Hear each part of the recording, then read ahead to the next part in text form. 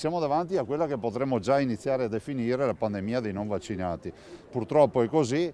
Io spero che ci sia sicuramente un intervento pacificatore, perché questa comunità non ha bisogno di conflitti al suo interno. Dall'altro però noi sappiamo che se oggi possiamo quantomeno vivere liberi e non avere le restrizioni, lo dobbiamo al fatto che l'84,6% dei veneti si sono vaccinati.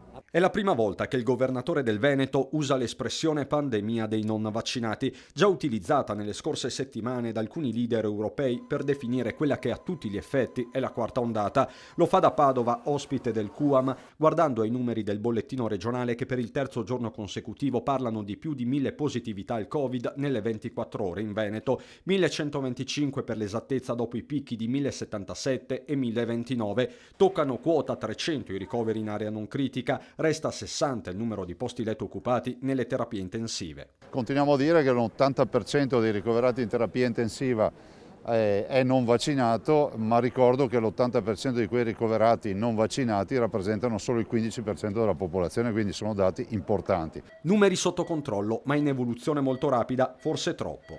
I numeri sono ancora contenuti, sono bassi, ma crescono forse un po' troppo velocemente. Io credo che dobbiamo mantenere alta l'attenzione, mantenere alte le misure che finora ci hanno permesso di contenere l'epidemia e vaccinarsi.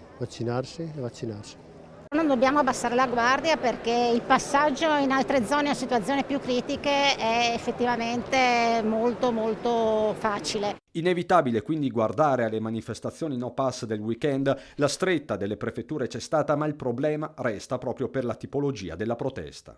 Sono manifestazioni all'interno delle quali c'è anche un po' di ostracismo, ad esempio verso la mascherina. Del resto alcuni esponenti di che oggi protestano contro il vaccino a marzo 2020, aprile 2020 erano no mask e protestavano anche contro la mascherina. Allora mi chiedo se il problema è il vaccino o il problema in generale è qualcos'altro.